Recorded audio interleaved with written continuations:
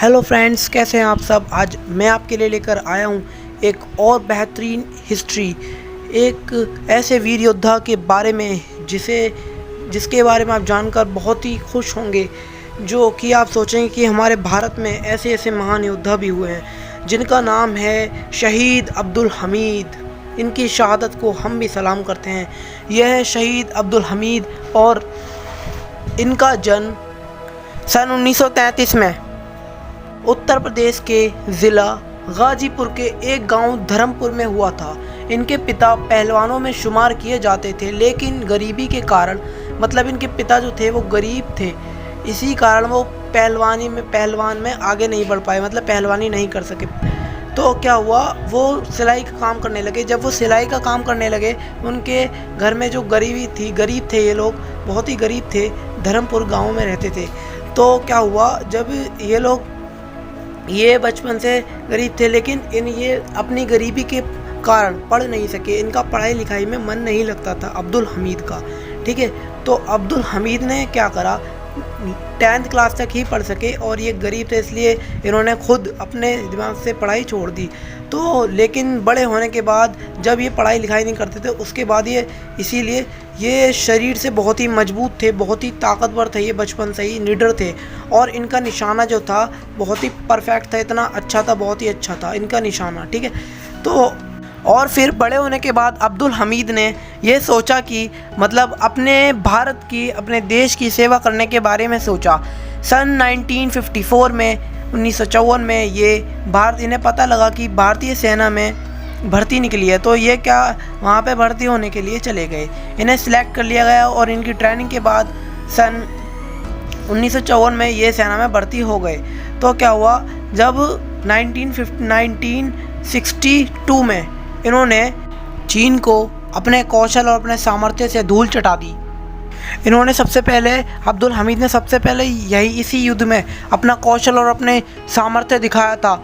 और ये बहुत ही महान, बहुत ही बलशाली योद्धा थे, मतलब बहुत ही बलशाली सैनिक थे। अब मैं आपको बता दूं कि ये बात है 1965 की, जब पाकिस्तान और हिंदुस्तान के बीच जंग हो रही थी। तो हिंदुस्तान के एक महान योद्धा अब्दुल हमीद ने इस युद्ध में ये कैप्टन बन गए थे अपनी टीम के, मतलब सेना के। तो क्या हुआ, उनके पास 7 टैंक थे और हमारे पास, यानी हिंदुस्तान के पास एक भी टैंक नहीं था। तो इन्होंने ये अकेले ही, खुद जब युद्ध हो रहा था, युद्ध में ये अकेले ही सामने चले गए उनका सामना करने। इन्होंने अकेले ही 7 टैंकों को निस्ते नाबूद कर दिया, अकेले ही निस्ते नाबूद कर दिया। और इससे इनकी जो सेना थी उनका भी जोश बढ़ गया।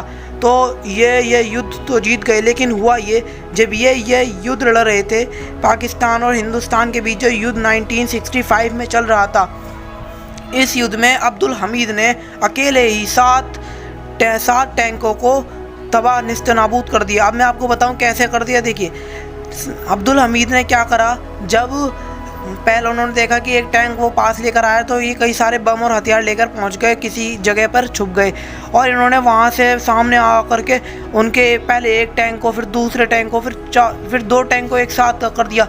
ऐसा करके उनके पास 12 टैंक थे लगभग, सारे, मतलब कुछ बहुत सारे टैंक थे। उसके 7 टैंकों को अकेले ही निस्तेनाबूद कर दिया, अकेले ही। तो फिर क्या हुआ, इनका जो कौशल और सामर्थ्य देखकर इनकी जो सेना थी उनमें भी जोश उमड़ आया।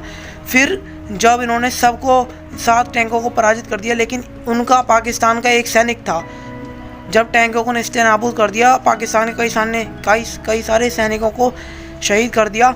फिर ये जब एक और टैंक को तबाह करने जा रहे थे, तो एक सैनिक ने देख लिया, उसने इन पर किया आक्रमण। उसने इनके बारूद, एकदम लोहे जैसे जिस्म पर, वज्र जैसे जिस्म पर उसने एक गोली चलाई। फिर ये वहीं डटे रहे इन पे, ये बिल्कुल भी हिले नहीं वहाँ से, बिल्कुल भी इन्हें कुछ नहीं हुआ। जब उसने 3, 4, 5, 6 फिर लगातार गोली चलाता गया, जब उनके 7-8 गोली लगी, तब ये ज़मीन पर गिर गए और ये शहीद हो गए। इनकी मृत्यु के, यानी इनकी डेथ के बाद, जब ये शहीद हुए थे, इसके 1 हफ्ते बाद इनकी पत्नी को 1965 में परमवीर चक्र से नवाजा गया, जो सैनिकों का सबसे महान और सबसे बड़ा उपहार है, सबसे बड़ा तोहफा है। परमवीर चक्र इन्हें मिला है। ये हैं भारत के महान वीर योद्धा। सो गाइस, अगर आपको ये वीडियो पसंद आए तो प्लीज़ लाइक कीजिए, कमेंट कीजिए, शेयर कीजिए और कमेंट में बताइए कि कैसा लगा आपको वीडियो।